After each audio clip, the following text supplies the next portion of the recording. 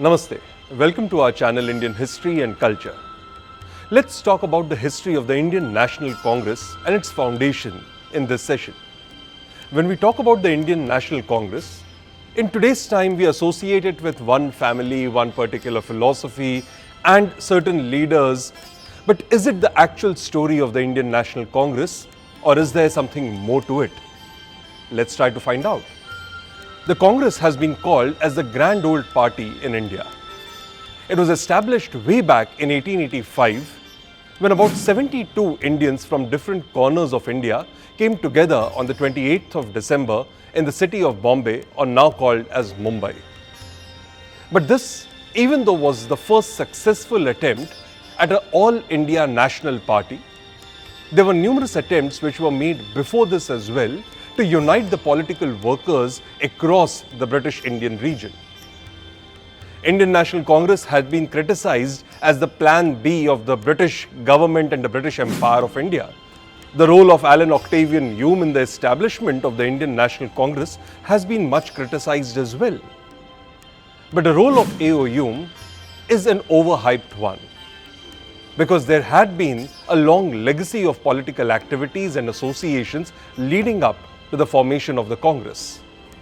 From the Zamindari Association of the 1830s to the Bengal British India Society, the Pune Sarvajanik Sabha and the Indian Association of 1876, even though the Indian Association had made an unsuccessful attempt at creating a pan-India level organization through its national conferences, it was in 1885 that the Congress made it a success, when 72 delegates from different provinces of India came down in the city of Mumbai, or then Bombay, to form the Congress.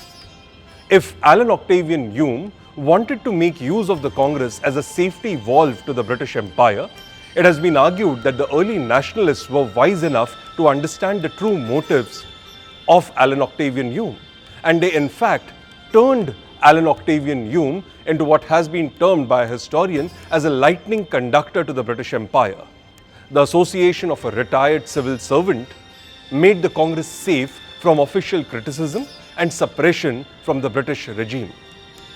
The British, right from the beginning, viewed the Congress as a threat, because they called it as a factory of seditious Brahmins, a microscopic minority, and numerous other terms in order to dissuade the intellectuals, dissuade the new emergent middle class from joining any form of political activities.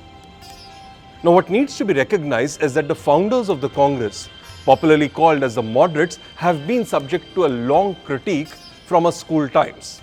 That what did they do? What did they achieve? Nothing in the 20 years.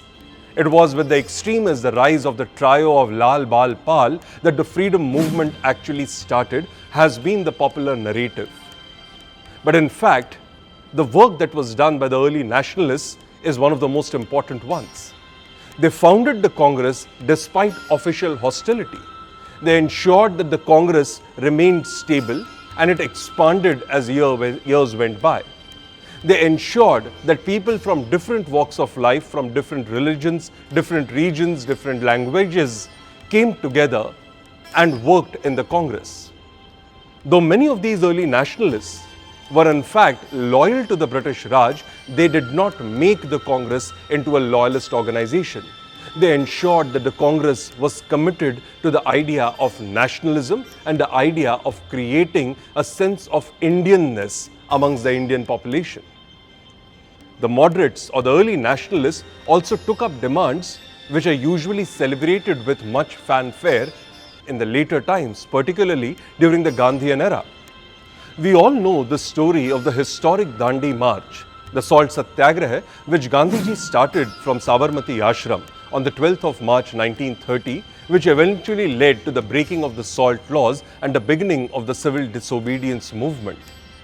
But it is often a forgotten fact that it was the moderates or the early nationalists who had made a demand for the cancellation and abolition of salt laws way back in the 1890s.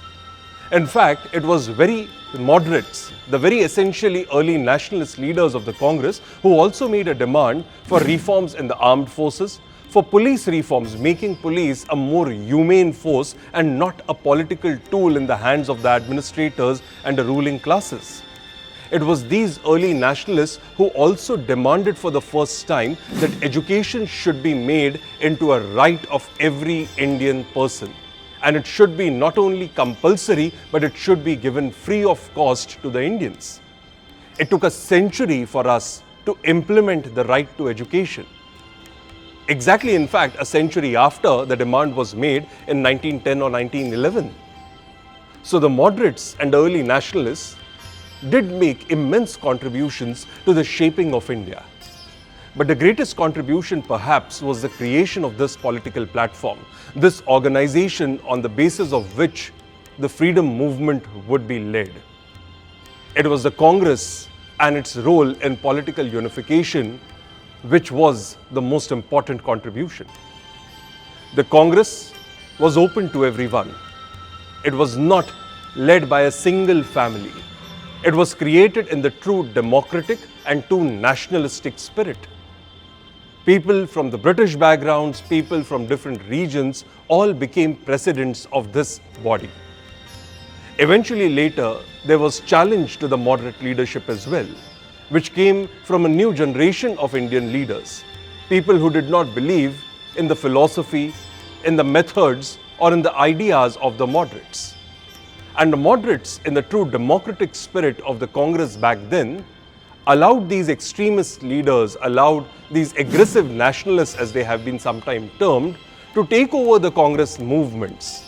The Swadeshi movement is a classic example where the moderates and extremists would come together, albeit for not a long time. It would eventually lead to a split in 1907. But the roots of the Indian national movement were laid, and they were laid well and deep by the early nationalists. It is this contribution that we cannot forget.